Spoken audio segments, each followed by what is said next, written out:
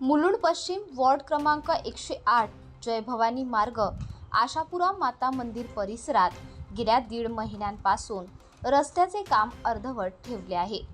ठेकेदाराच्या निष्काळजीपणामुळे पिण्याच्या पाण्याची मुख्य पाईपलाईन तुटली असून हजारो लिटर पाणी दिवस रात्र वाया जात आहे। एका बाजूला नागरिकांना पिण्याचे पाणी मिळत नाही, तर दुसऱ्या बाजूला इतका मोठा अपव्यय सुरू आहे। याहूनही गंभीर म्हणजे रस्त्यावर पाणी साचलेले आहे आणि त्यामध्ये उघड्या विजेच्या तारा पडलेल्या आहेत। त्यामुळे कधीही शॉर्ट सर्किट होऊन मोठा अपघात होऊ शकतो। या रस्त्यावरून जाताना अनेक नागरिक पडून जखमी झाले आहेत। विशेषतः ज्येष्ठ नागरिक, महिला आणि लहान मुलांसाठी हा रस्ता जीवघेणा ठरत आहे। वारंवार तक्रारी करून 1916 वर कॉल करून सोशल मीडियावर मांडूनही प्रशासनाने अजून कोणतीही ठोस कारवाई केलेली नाही। ही अत्यंत गंभीर बाब आहे। आमची स्पष्ट मागणी आहे की तात्काळ पाणी बंद करून लाईन दुरुस्त करावी, रस्ता सुरक्षित करावा आणि संबंधित ठेकेदार व जबाबदार अधिकाऱ्यांवर कडक कारवाई करून नुकसान भरपाई वसूल करण्यात यावी। प्रश्न असा आहे की एखाद्याचा जीव गेल्यानंतरच प्रशासन जागे होणार का? सर्रासपणे हा रस्ता खोदून ठेवलेला, कुठले नियोजन नाही, काहीच नाही, काय नाही। त्याच्यानंतर इथं पाण्याची लाईन तुटते। खोकल्यांनी जे काम केल्यामुळे पाण्याची लाईन तुटते। सगळ्या लोकांच्या घरामध्ये जे पाणी जाणार लोकांना पाणी नाही प्यायला। इथे 2-2 दिवस लोक पाणी पित नाहीत आणि हजारो लिटर पाणी वाया गेले। पण इथं कोणता कॉन्ट्रॅक्टर या ठेकेदार किंवा अधिकारी कधीच आलेले नाहीत। इकडे वारंवार मी तक्रार केलेली आहे, मी मेल केलेला आहे, ट्विट केलेला आहे, सोशल मीडियावर टाकले, पण कारवाईच करत नाही, शून्य कारवाई।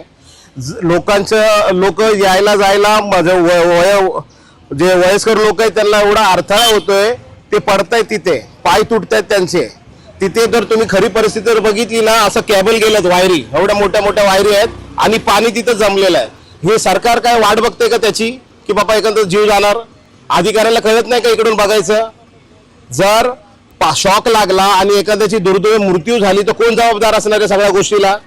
डेव्हलपमेंट झालं पाहिजे, पण असं लोकांच्या जीवावर उद्भवेल असं डेव्हलपमेंट आम्हाला नको आहे। रस्ता चांगला दर्जेदार झाला पाहिजे, परंतु लोकांच्या जीवाशी खेळून रस्ता झाला नाही पाहिजे। ही आमची ठामपणे मागणी आहे। ह्याच्या पुढे महानगरपालिकेने ह्याच्यावर लक्ष द्यावं। जो कोणी अधिकारी याच्यावर निष्काळजीपणा केला त्यांच्यावर कारवाई करावं। ठेकेदारावर हजारो लिटर पाणी वाया गेले, त्याची भरपाई करण्यात यावी आणि इथं जे वडीलधारी माणसं जे पडले आहेत, त्यांचे पाय तुटलेले आहेत, फ्रॅक्चर झाले, त्यांची भरपाई ते त्यांनी करावी, अशी माझी आपल्या माध्यमातून ठाम मागणी आहे। या कामाचं जे कॉन्ट्रॅक्ट दिलंय ते गवार कंपनीला दिलं गेलंय। तो कॉन्ट्रॅक्टर जो आहे त्यांनी एक काम चालू केलं, अर्ध काम केलं ना अर्ध कामावर सोडलं गेलंय।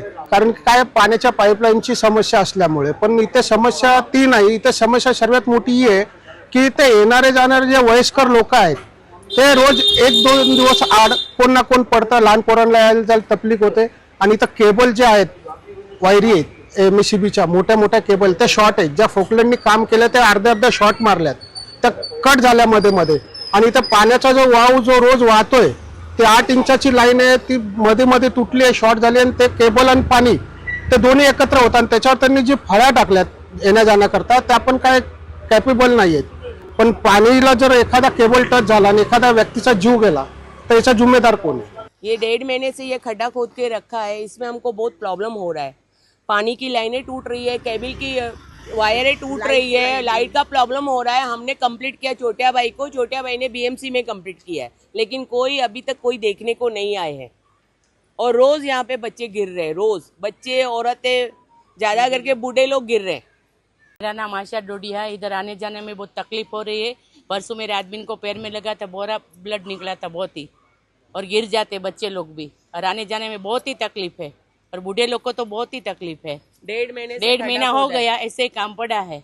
सर 1.5 महीने से यहाँ से खोदकाम करके रखा है। पानी की लाइनें टूट रही है, केबल के फॉल्ट चल रहे हैं, आने जाने का रास्ता नहीं है, बच्चे गिर रहे हैं। ये पाटिया भी अभी 8-10 दिन हुआ है रखा है, आने जाने का बिल्कुल रास्ता नहीं है। यहाँ आने जाने की बहुत तकलीफ हो रही है। मैं भी 2 बार गिरते बच गई हूँ।